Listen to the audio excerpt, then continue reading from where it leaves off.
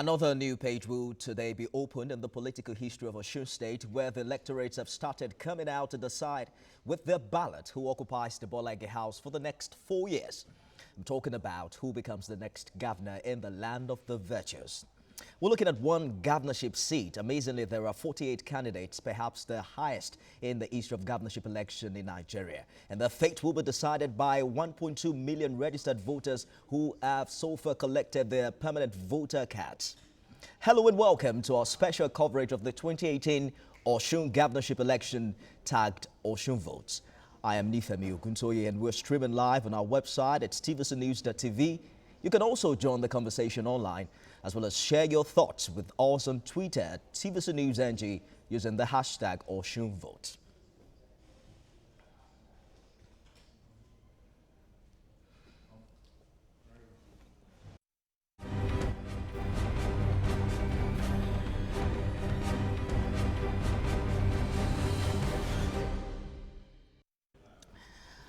I have in the studio with me former chairman of Amuwo Dofin local government area, Ayodele Adewale. Thank you very much for finding time to join us. Thank you for having me. It's pretty amazing how we have seen INEC evolve over the years. The agency, or the commission rather, appears to have shown some commitment to deepening the deployment of technology in elections. Recall that in 2011, we heard about the biometric voter registration. In 2015, it was the smart card reader, which many applauded to have contributed to the success of that particular election. Earlier this year, INEC also said that it's going to electronically transmit as well as collate election results. And it's also tried that in the Ekiti and trying that also in the ongoing Osun election. But we've heard a lot of comments about how the card readers specifically have performed in this particular exercise. INEC says that it has worked on the aperture where you put your fingerprint. It's made it wider. According to INEC, it's made the smart card reader more enhanced to function better for these two states. What exactly is your opinion as regards the performance of the card readers thus far? Well, I would commend INEC for providing different systems that will make their work very efficient. But that is not to say that they can't employ more sophisticated technological devices that will make it very seamless. But yet we are evolving. The system is evolving, the process is evolving, and there's room for them to improve on what they've done. But they've taken us away from the dark ages where things were done, in a primitive era, and we're moving forward. Even in the United States, you still have people sending their votes through the mail. People are using an electronic device to also capture their votes, even in the UK. So there are many means of doing this, and we must commend them. But again, we must encourage them to do more. Let's get to the field very quickly, where senior correspondent Femi Akonde joins us now from Ila in Osun State. Femi, it's about 3 minutes past 1 o'clock. What exactly is happening where you are right now?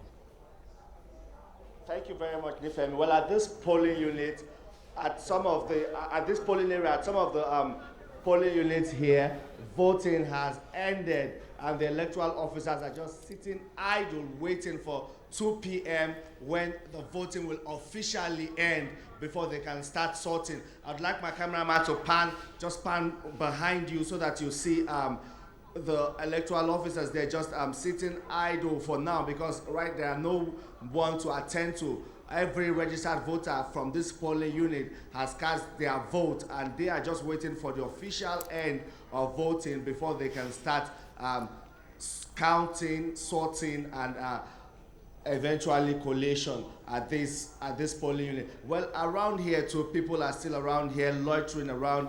I believe this is evidence of sensitization on the part of civil society and of course even political parties that says that that advised them to register, select, vote and protect their vote. That is the RSVP. So they have gone through the registration, the selection, the voting, and why they are around here is to protect their vote, to monitor the whole process, to see the sorting process, the counting process, to ensure everything unfolds right before them, in front of, right before them, so that that would also help them have much confidence in the system. Well, that's the situation around here. You can see some of them sitting under the tree just waiting for the vote, for the whole official close of voting, which is 2 p.m. and then counting will start at all the polling units around here. But well, at this particular polling unit, Richard, I'd like you to show our viewers that there are still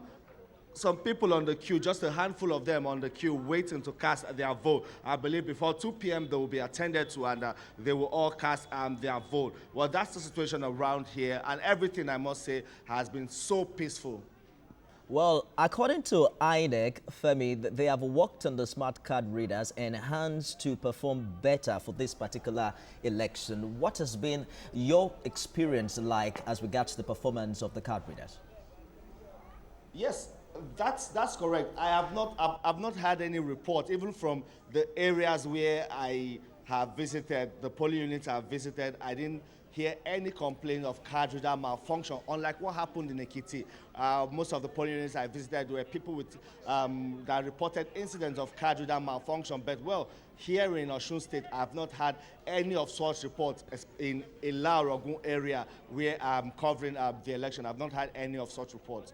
Let's talk about security. The police DIG yesterday was reported to have said that 6 security officials will man each polling unit, talking about 4 policemen and other 2 from different security agencies. Can you cite that number where you are currently? Yes, that's correct. Well, okay, Richard, I'd like you to pan to that again, to that polling unit. Right there, I can see 3 police officers, just those police officers sitting. I can see 3 of them sitting there, yeah, and then there are 2 more sitting at the corner. Well, at this particular polling, I can cite 5 police officers. Of course, not armed because they're not allowed to carry weapons around the voting area. But at this particular polling unit, I can cite 5 police officers, and it's also the case in most other polling units around. We have 4 to 5 police officers, and even okay, Richard, I would like you to pan to this place again. We can even at this polling unit, I can cite 3 police officers, a custom officer, and a civil defense officer. Yes, at this polling unit. Well, that's been the situation around here. The security men are on ground right over there, right over there. Yes, yeah, the custom officer, civil defense, and then some police officers around there. That's been the situation around here, and they have been on their toes, really, working to ensure that the whole atmosphere is peaceful and the whole election is conducted, of course, in a calm and quiet environment. Femi, I can see that most of the security operatives are just sitting and chatting away. There doesn't seem to be much trouble for them to handle at such a time like this. If you will absolutely. If you will compare the atmosphere, even before this particular election, with what transpired in Ekiti State, some would say that perhaps it's the Omoluabi factor that is working, that indeed the people in Osun are virtuous, and that's why we've not recorded so much of trouble from that end. What factors would you say have been responsible for this? I would say they have been properly sensitized in the build-up to this election. You know, in Ila-Orogun, when we're driving on the streets, I saw a signpost that reads that I saw a signpost that violence. Let's ensure a violence-free election. Shun violence. Different kind of signposts that was used to sensitize and also conscientize the people ahead of the election. And of course, even the police who have been on ground. They've carried out a show of force across the state, and the people in the state know that yes, the security in the state is watertight and there will be no room for violence. So that's why I believe everyone has been very well behaved so far. And amazingly, Osun governorship election had perhaps arguably the highest number of PVCs collected. We're looking at 75.45% of registered voters. That's about 1.2 million voters who had their PVCs before this particular exercise. Are you expecting that this is going to increase the number of total votes cast relative to what transpired in 2014, where just about 750,000 voters showed up, perhaps 50% of registered voters at that time? Yes, it's very likely that there will be an increase in the number of votes cast this time compared to the number of ballots that were cast in 2014. And again, that's again, like, even like talking about the number of PVC collected, it's also evident in the turnout of the electorate of the voters to the polling units to cast their vote. At some areas, it rained a bit. Right here, the sun is hot, scorching, and people are still around waiting, and that again speaks to their enthusiasm, how interested they have become in the whole political process, and of course they're also interested in who becomes their governor, and they also want to be part of that process in choosing a governorship candidate. So interestingly, we seem to have seen... choosing a governor, I beg your pardon. It's all right.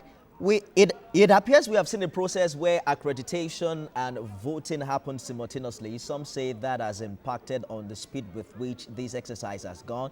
But I'm also very particular about what to expect in the next couple of hours from now. Where you are currently, it appears the voting exercise is dwindling with the number of people you showed to us earlier. But from this time onwards, and that is where they say the real calculation and permutations begin, Femi. So I didn't get your question, please. I'm asking precisely that beyond the sensitization of voters as regards their conduct during the election, do we have some sort of sensitization for their conduct also after exercising the franchise?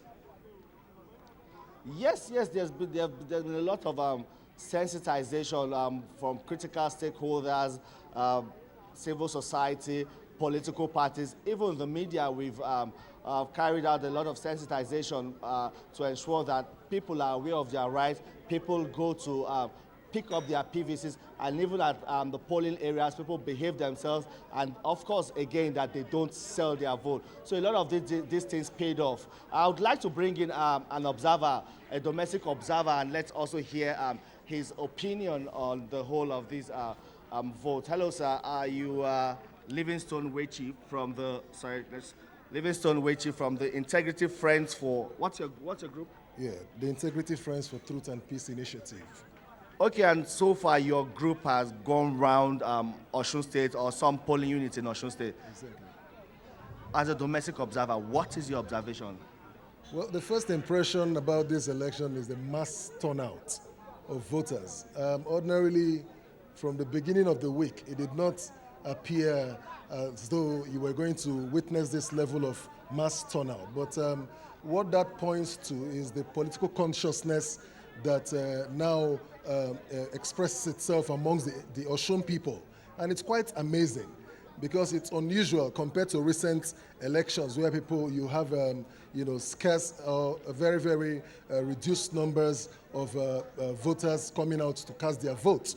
But we see people showing interest in the voting process. But the most amazing part is what some of my colleagues have also mentioned is the new wave of vote buying. We don't know what strategy that is now being employed because so much campaign has been embarked upon against vote buying. But you can scarcely see the open display of vote buying amongst both the buyer and the seller, that is the politician and the prospective voter. But moving beyond that, there is a strong calm in the state. You can hardly notice any form of violence anywhere. Moving from Ede down to Oshogbo here, down to this axis where we are right now, or Rabiji, you can find that people are interested in who governs them next. Yeah, sure. That is what we observe. Everybody's interested, and the competition is neck to neck. Okay, yeah, before you joined us, Nifemi in Lagos and I were talking about the enhanced card readers that INEC has introduced. As an observer, have you had any, have there been any incidents of card reader failure so far? Well, we've not noticed that because part of the recommendations we made is that INEC should upgrade the card reader machines because they've been used for some years now. And I think they've done so much work to improve on the efficiency of these card reader machines. Remember the electronic devices.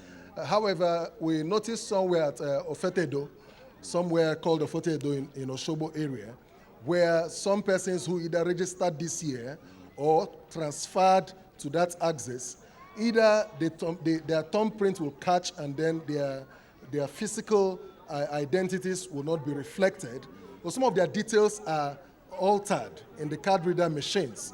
Maybe because there has not been an upgrade in terms of the configuration to capture the transfers of those data to this from wherever they are coming from to this particular polling units. But again, that notwithstanding, there has been a very strong efficiency. As a matter of fact, I think there is a remarkable improvement on logistics by INEC in this particular election. And that's why you can even scarcely hear politicians arguing already, accusing INEC that, oh, you're already taking sides this way or the other way. It's been an open election, it's been an open contest, and it's been very, very interesting. We only hope that there will be no magic at the end of the day. Because the process should continue. It started peacefully, and it has continued peacefully. It's close to 2 o'clock when the election time should be ending. We hope that it also ends peacefully at the end of the day. All right, then. Thank you very much, sir. INEC has given us that assurance, and of course, even the security agencies on ground have also assured the electors and the people of Osun State that the process that started peacefully would also end peacefully. Well, we wait to see them keep to their word. Well, that's the standpoint of a domestic observer, Nifemi. Just before I let you go, Femi, finally, and then get back to my studio guest, one of the main issues ahead this election was vote buying, just as highlighted by that particular election observer you spoke with. INEC, in collaboration with security operatives, highlighted the way they intend to tackle this, restructure the polling booths, ensure that voters do not get there with their phones. How did that play out from your experience?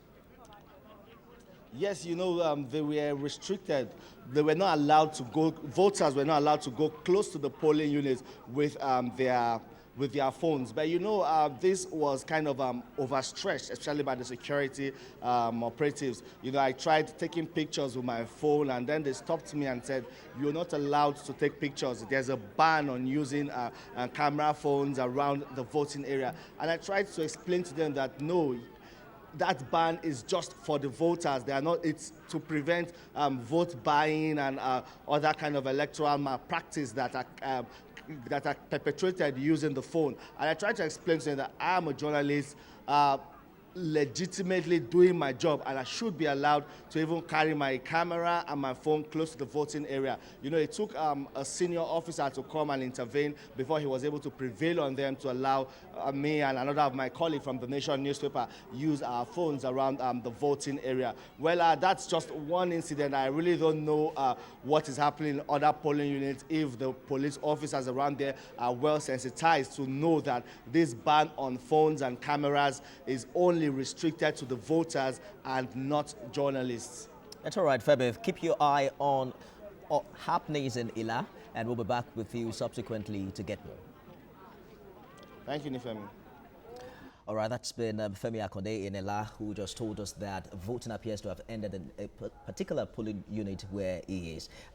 Let's get back to the studio now. Ayodele Adewale, it's pretty amazing how peacefully things have turned out thus far. You heard the observer saying that it's looking good so far and that it started peacefully. What factors would you say contribute to the success that INEC has achieved thus far? One thing is that you must commend the government of Ogbeni Rauf Aregbesola. His government has been a populist government, very open and very interactive. Intermittently, he discussed with his members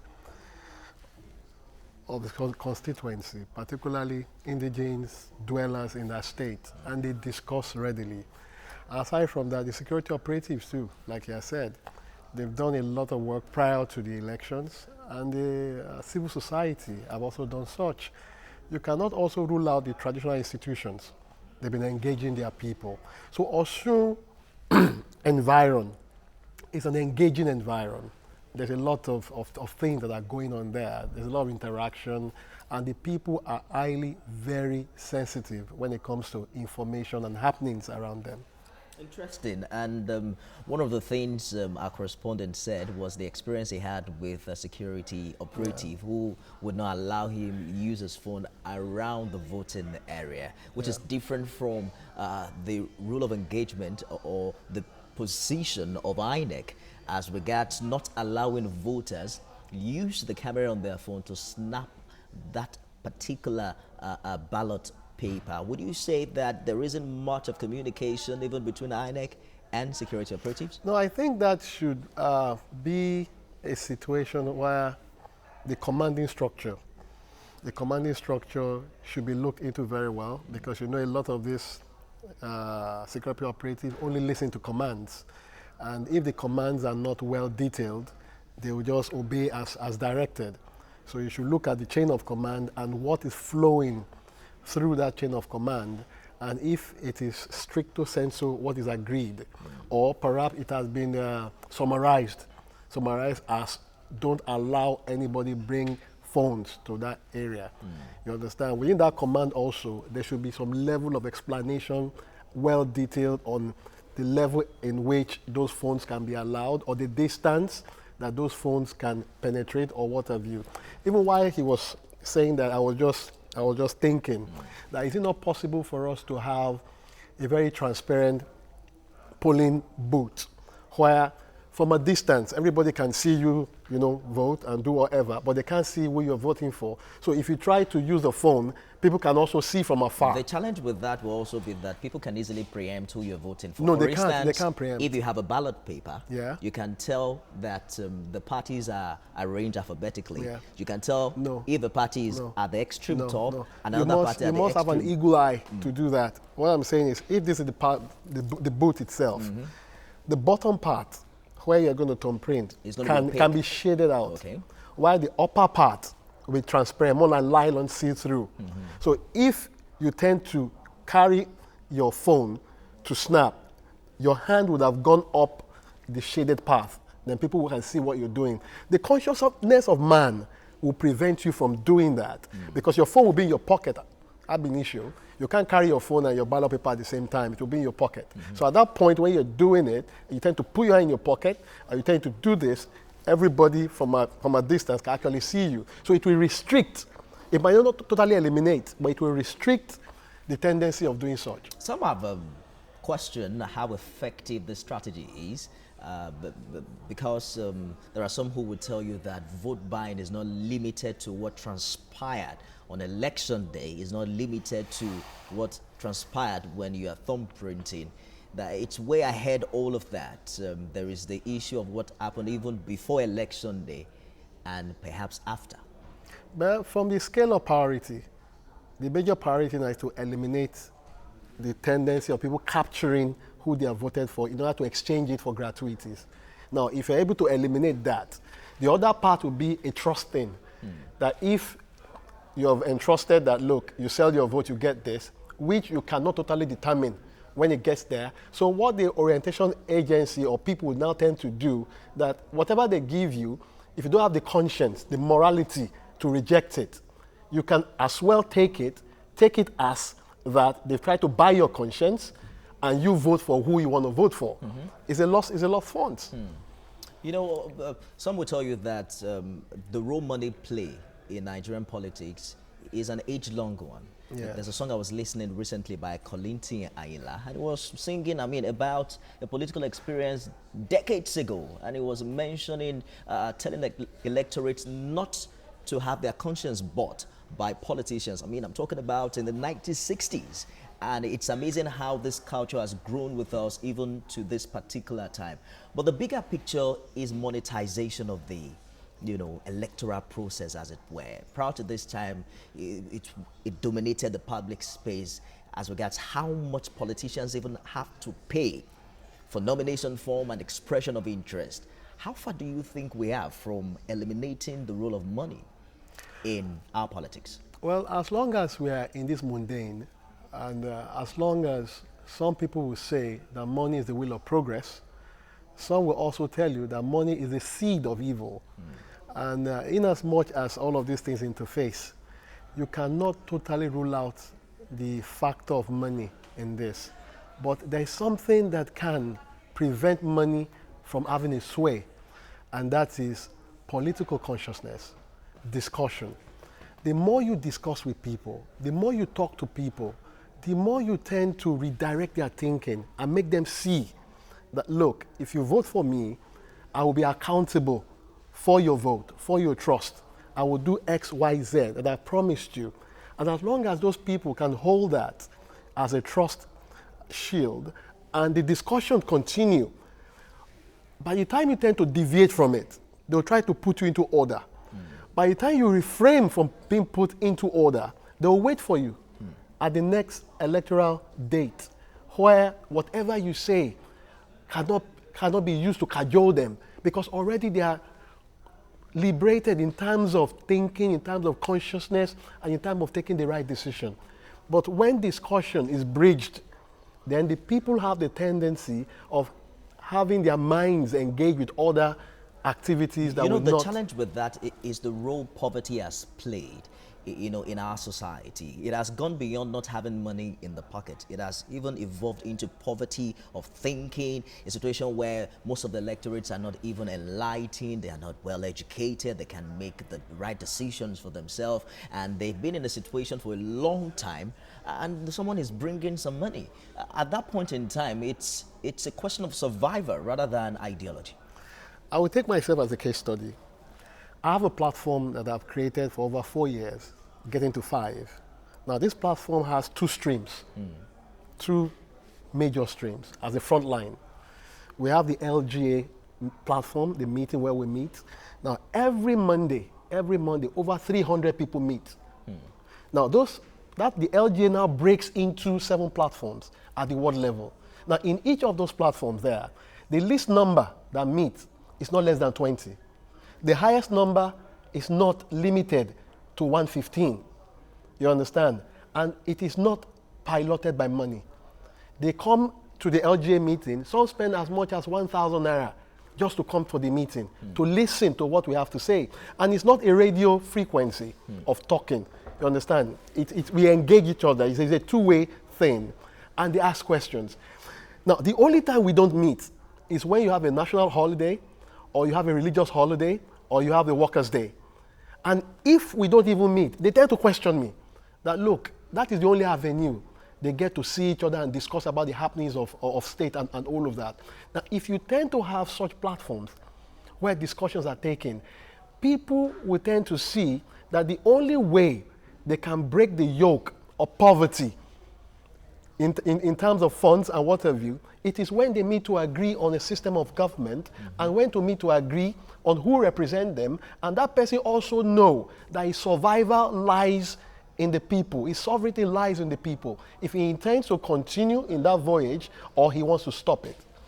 Another question really is to find out if there are differences, remarkable differences between the available candidates. There are people who will tell you that it's birds of the same feather. You look at their political history, they were somewhere before, when they did not get the ticket, they moved to another. Are there remarkable ideological differences between these candidates that will inform the voter to think that one candidate is better than the other? The only ideological bend that they have is that one is groomed, the other is an accident of history. If you're groomed, there's no how you can depart from it. It's just like a football association or clubs that you have. Nobody pays you to be a fan of Man U or whatever you call them. Right. But you see people going even to buy their souvenirs. You see people even donating money, you understand, for those clubs, and they stand by those clubs. You can also do the same for politics, you understand. You even see in terms of people getting drunk with fanaticism towards a particular artist. So people will even see an artist and they faint. So we see an artist and they just want to take a selfie and they want to do so many things. Then the artist now will have to look for bodyguards in order to protect himself so that he does not get trampled to the point that he loses his life. You understand? That fanaticism.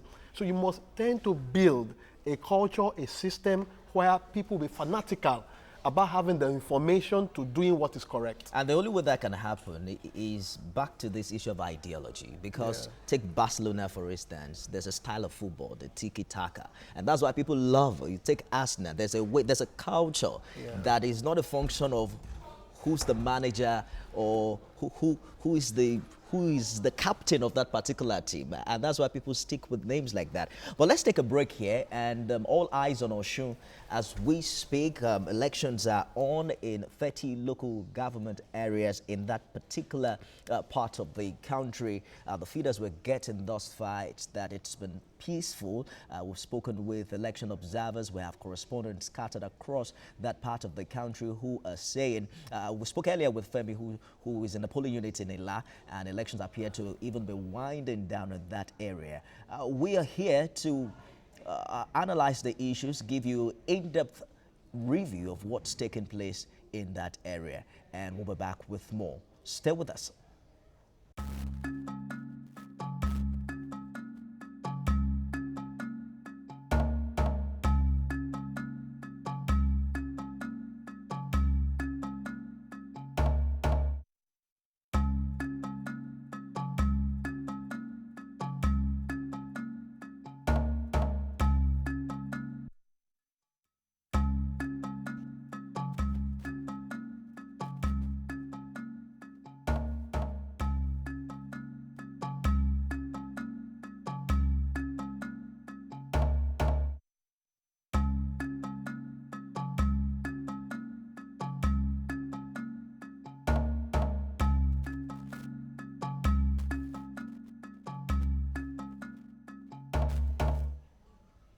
Welcome back. It's Osun votes, and we're looking at just a single governorship seat. Amazingly, there are about 48 candidates jostling for that single position, and their fate lies in the hand of 1.2 million registered voters in Osun State who have collected their PVCs. Joining me in the studio now is a public affairs analyst, Adeniyi Kuno. Thank you very much for making it here. Thank you for having me. 48 candidates, perhaps the highest number we've had in the history of governorship election in this part of the world. There are some who will say that by the time the result comes out, then you will be able to identify who the contenders are or who the pretenders really are. What really is the benefit of having so many candidates? I think we have to resort to the Constitution in the analysis of such participants. The Constitution has given those who are up to the age to participate in an election to actually vote and be voted for. So I think in line with what the Constitution supports, the 48 aspirants have been able to take advantage of what the Constitution provides. As such, there's nothing to worry about. And as a matter of fact, when you talk about the more the merrier, I think that comes to play in this wise. But when you go the next level, I begin to consider what these persons really have to offer. That is when you start thinking, who is the fourth, who is the fifth, down to 48. Because if you look at the Osun State elections, I think at the snap of one's fingers, you can easily remember about 3 or 4. So when you talk about other persons, I believe that it is their right, and perhaps they feel they have something very unique to offer, and it is why many of them have decided to run. So I think nothing is wrong in having 48, but much more would be what these individuals have to offer. And extending that would be what INEC can do to manage the numbers. Because if you look at this, if anybody feels that he or she is not properly represented in terms of having the logo of his or her political parties properly printed, such matters could actually go to court. And if you have somebody feel that, well, maybe certain persons voted for me, and that I know, but maybe they didn't consider that as part of what should be counted in my favor, then another thing could happen in that regard. But I think it is important for Nigerians generally to look at that as a sign of what may come in the coming days. 2019 holds a lot of cards that must be shuffled. We know that there are going to be some governorship elections in 2019 alongside the presidential elections, and you never can tell how much participation you'd have from different political parties.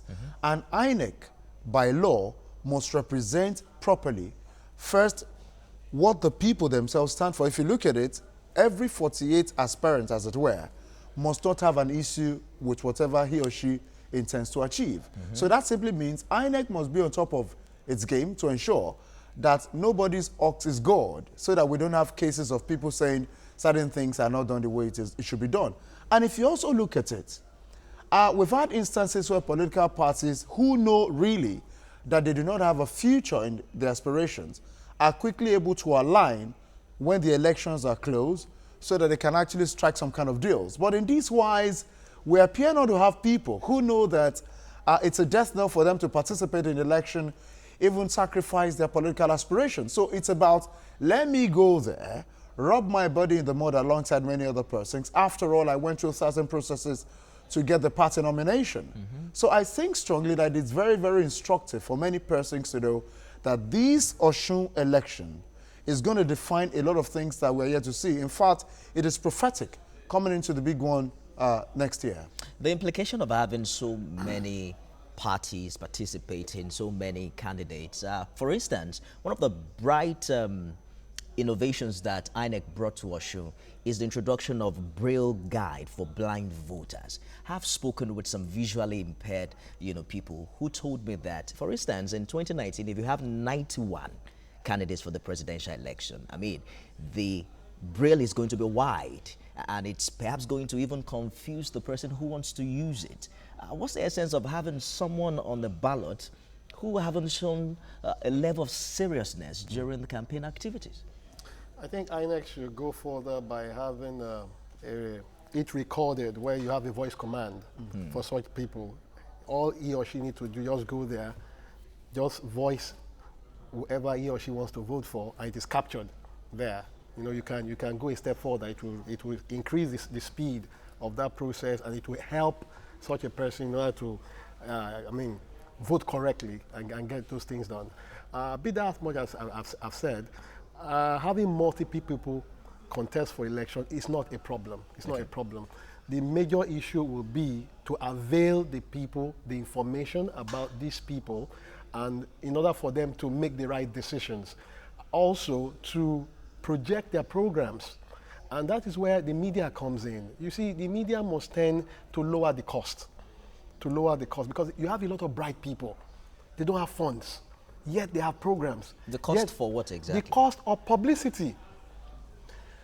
It is in this country that I've seen that the cost to run a documentary or to put out a political information is very, very expensive. Shouldn't that cost thing start with political parties? I mean, we know of parties who are asking. The political party, listen. If a candidate, for instance, can pay 45 million naira listen, as much as I will not totally agree, you understand, with that. But again, such a person can raise funds. If you're popular, if your program is popular, people will raise funds. I got my money by people's donation. Some people gave me 5,000, some gave me 100, some gave me 500. In that case, getting funds won't be a problem. It won't be a problem if you can reach out. And thank God for technology now. You could reach out through your WhatsApp stream, your Facebook, even interaction in your community. I've told anybody, if you want to be a successful politician, you must start from your community, from your CDAs. If you're accepted from there, people will naturally come. As much as they want to vote for you, they want to support you with funds and protect their funds in order for you to achieve your programs. But what I'm saying is that the media also must consider political interface and political publicity like what they do for the NGO. You know that someone jokingly said earlier that the National Assembly has to take it a notch higher. We've seen the not too young to run law. Then perhaps we should get a not too poor to run law. But some will say that why give a poor person an opportunity to lead? Because poverty in and of itself shows that you have not shown yourself a successful leader to lead your life, to get as much money to cater for yourself and your family. So who should now commit the resources of a state or of a community into your hands? You see, poverty is relative. You must define what you mean by poverty.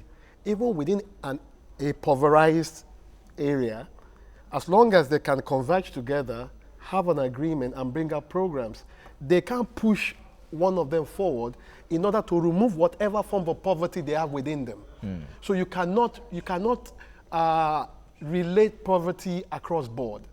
And I will not think that poverty would be an issue if people have a means of pushing their programs out, pushing their information out in order to resolve those questions of poverty. I had an interview earlier with someone who wanted to run for House of Reps, and she was telling me that the nomination form for her party is about 1.9 million naira. And she told me that she's been in the civil service for over 30 years, that if she cannot afford that amount, then what business is she, looking for, running for that particular post? What's your opinion about this? I think INEC has its work cut out for it as the overall body that enables that elections are properly conducted in this country. If you're talking about the Constitution, we've talked about amendment of certain sessions to also accommodate the yearnings of a lot of Nigerians. It is a matter of fact that many persons have capacity, many persons have capabilities, but many persons at the same time are, shoved off the cliff because they don't have the financial wherewithal to do this. And that is where we must understand what my comrade here is talking about. It is very instructive to define the kind of poverty you're talking about. As a matter of fact, certain persons are very wealthy, cash-wise, but they are very poor in a lot of respects. And that is why you're talking about people who have money, but they don't have impact when it comes to other people's lives. So it is therefore important for them to look at an area where everybody could have a midpoint. For instance, if you're talking about the woman who has worked all her life in the civil service, it's a challenge for somebody to put such money together and maybe buy a nomination form. Having bought the nomination form, you still have to go through the processes because the primaries must be conducted. That's right. If you do not eventually get the nomination of the party, that means 1.5, 1.6 million has gone down the drain. Nobody wants to spend that kind of money. You don't expect the civil servant to cheat, to be dubious, or to be corrupt. It is from what he or she is able to save or set aside over a period of time that such must have been put forward. It is therefore important to amend every legal document that directs the course of election in this country, such that even parties are able to allow people willing with at least an appreciable amount to deal with it. For instance, you're talking about the position of the president in this country. There is no way we will not talk about the 45 million naira that a party has placed as the amount used to get a form. It is important to know that it's a lofty office, yes. It's a dignified office, I agree. And it's an office where anybody who yearns to occupy must have achieved a measure of success in life. It is very important. I won't dispute perhaps the reason why political parties are asking for so much money is also to test the popularity of that candidate. Obama, for instance, didn't have as much money, but we saw the Fund Me program where people gave $1 and then he eventually came up with the sum he needed to run that particular election. Most of those who have gotten that form, Mr. President, for instance, got some group of people who donated money to that effect. But we'll get back to that conversation. Let's get to the field for a bit. Joining us from Oshogbo is Stevenson News senior correspondent Ayo Ozubaku. Ayo, what exactly is happening where you are now? Just the trip from Ilubo to Oshogbo took like 35 minutes, and we're back in Oshogbo. And one very interesting thing there is that it's some minutes to 2 p.m. That's the terminal time for the end of this exercise. INEC said 8 to 2 p.m. But look at what is happening now. You can see the queue. The turnout in Oshogbo is massive. The turnout, the enthusiasm, in spite of the sun, in spite of the weather, people are just out here queuing one by one. And in spite of the fact that there are hiccups here and there, but they have to endure. And what INEC is saying is that if it's 2 o'clock and you still have people on this queue, the exercise will have to go on. So for this polling unit, I see the exercise going beyond the stipulated time, that is 2. And I think at this station, we have more than 2 polling units in this particular station. And what I saw here earlier, this is Olonda, a local government area, and this is Owode 1. And the process is so orderly. And it's very, very instructive that the deputy governor of the state, actually Princess Olayi Tomori, is actually from this place, and earlier she exercised her franchise, and we expect her to talk to her any moment, to us any moment from now. But when you count the number of people at this polling unit, I have a total of, how many people do you have at this polling unit? 1,103, and if they started at 8 a.m. in the morning, your guess is as good as mine. So they are going to count from 1 to 1,000, and the process is even simultaneous. We've gone past that stage that you have accreditation, and after you come back after 12 to vote proper. Right now, what we have is you do that at the same time. You do that simultaneously, and with what we are seeing here, this thing might expand more than now.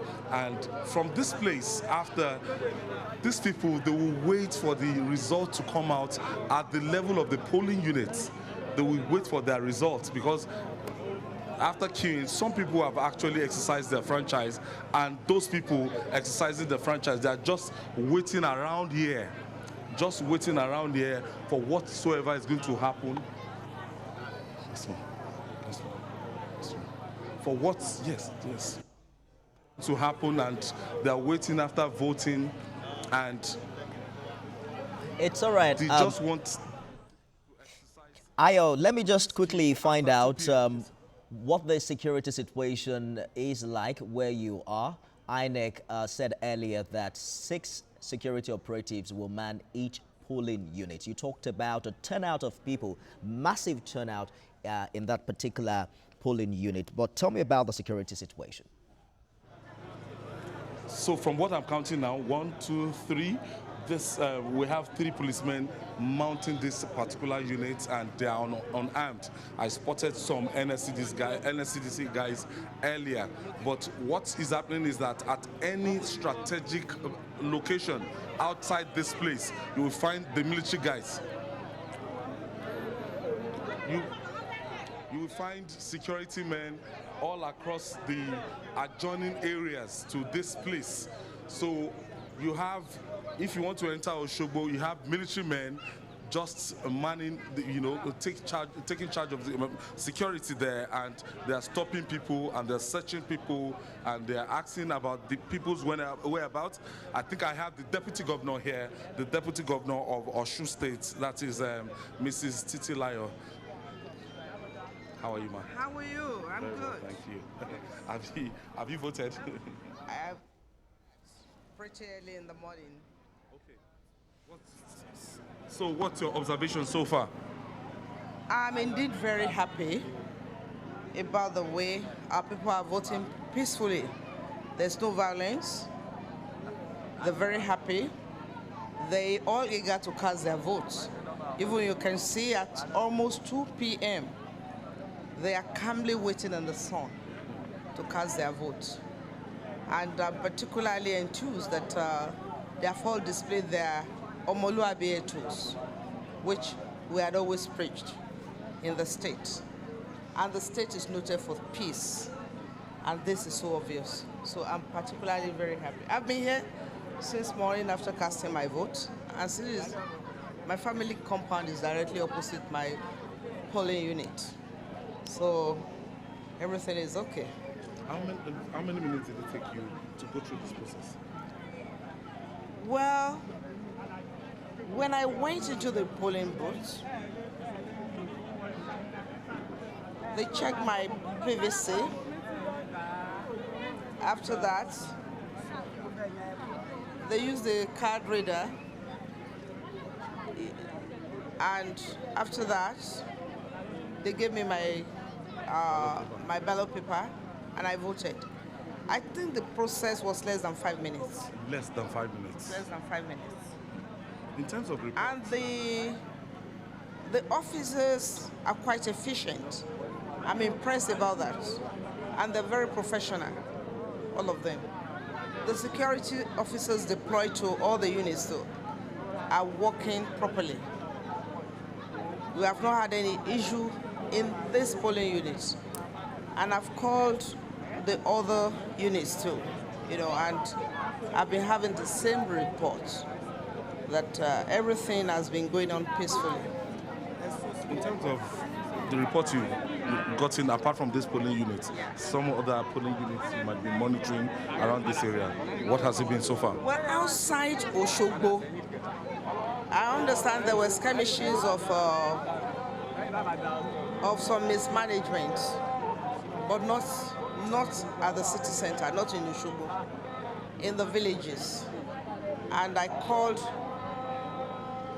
the security officers to take note of such places. And they reported back that they dealt appropriately. They dealt appropriately with all the issues reported. Otherwise, we are quite okay. When you were re-elected in 2014, and the process that you went through this particular place and this process, any kind of improvement? I observed that this time around is faster. The card reader in my unit works. There was a challenge in 2014 with the card reader in my unit. We didn't experience that today, and I'm quite pleased with that. I'm quite pleased, and nobody has reported any hassle with the card reader. And also, people are now familiar with the voting system. They're now used to the new voting system, so it's easier for them to adjust. And they are coming out in batches, you know, because they all live around here. So they watch the line and join the queue. So you observed the difference between the card reader of last time and this time? Yes, So I'm quite impressed. the level of accuracy now? With the level of accuracy, because there hasn't been any report of inaccurate card reader process. As far as today is concerned, nobody has reported that.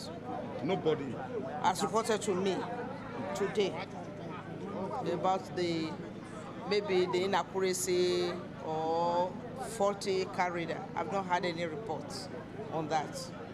So finally, ma'am, what do you expect at the end of the day on this exercise? Oh, I expect victory for my party, because we have proven that we are the party that understands democracy. All right, so we just have to break it there. Live feeds from Oshogbo, the Osun State capital, where our correspondent Ayo Zugbako just let us in to the fact that the turnout there is massive. Voting is still on, even 8 minutes before 2 o'clock. And according to INEC rule, everyone on that queue would definitely be attended to. We just spoke with the deputy governor of that state, who also is of the opinion that the process has been peaceful thus far. Do I have Ayo back? All right, so we'll get back to Ayo subsequently, but there seemed to be a remarkable improvement over the years. You recall the elections did not hold in Osun in 2011 because 3 years after the 2007 election, there was a court ruling that nullified the earlier election. With regards to INEC, I will commend the media. Okay. I will commend the media. I mean, the media has served as a mirror to mirror whatever things that are happening within the stream of INEC to them and to the populace.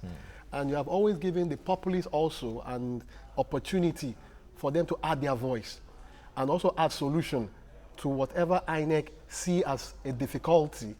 And in that engagement, it has really helped the system to grow. It appears that the smart card reader have performed better from reports that we've gotten. As a matter of fact, what we heard earlier was that some PVCs were already damaged, and it was unlike what we used to hear, that the card could not, the reader could not read the card. It's about the card that is damaged this time around. There are some who would say that INEC appears to have improved in that regard. But there's the issue of having just a single card reader for each polling unit, the fallout of which we saw earlier in Oshogbo, where a situation where you have more than 1,000 registered voters in a single polling unit and you just have a single card reader. Do you see INEC improving on that? Let me tell you that one of the reasons why we had the problems at the last election was because when the elections were held first, before Jonathan came for, the last one he came for, that he was there, they kept all the readers and every election machine used, or all of the gadgets used during the last election before the one we had, they just kept it somewhere in the storehouse. And you know that anything that is an electronic device, if it is not, time and again tested, put on, so that the whole thing would work or be warm, it will be damaged. And do not also forget that if you're talking about the card readers and the rest of it all, it's a novel idea in terms of what we're doing with our elections. So you may perhaps have encounter such problems because first, the device is not what it should be. Then secondly, the persons themselves who handle the elections were not properly trained to really manage it. I want to believe strongly that this, of course, has been also possible because we're talking about an election in just a state. So I think what INEC will do, whatever has been done to have achieved this level of success, must be taken cognizance of, and such must be replicated even as we go into the forthcoming elections. Because anytime people are at polling centers, one of the things that get them really rowdy and unsettled is if at the polling units they find out that the machines are not even functioning. They become unsettled, they become agitated, they become tired. On the queue, people are in the sun. What we didn't see is the fact that some persons really have brought their children there. Some other persons have already brought their babies because nobody is at home to take care of them. So what has given them hope to remain very organized is because the card readers are functioning. It may not be more in numbers, but the fact is people that are behind one another could see that it is also functioning. Then another thing that has worked is the fact that people are not just getting accredited and going back home to return. People are getting accredited and they are voting at the same time. So what INEC can only do is to take account very consciously of the things that have allowed the Osun election so successful that people are very settled to go through this. Of course, in the course of doing my research, I found out, just the early ones, that there's a fake ad hoc staff that have been arrested somewhere. Maybe we'll hear about that later. But essentially, we have to give kudos to INEC, and they must take cognizance of this. Then another thing will be that soon after this election, especially after announcement has been made, INEC needs to train more persons. Do not forget the population, now about 1.7 people registered to collect their PVCs. About 1.2 eventually, as of yesterday night, have collected their PVCs. Now, I do not know if the 1.2 million that have already collected their PVCs are going to vote in these elections. So if at all those persons that have collected their PVCs vote, obviously it can't be that number anyway. From experience, the total number of vote cast have never matched up the with cast. the So number of obviously cards it's not going to be, because the records are even far lower than the people who vote. So it's important for them to say, okay, let's train more people, let's get more functional card readers, and of course, sensitization is important. He was talking about those who actually may have problems with the Braille.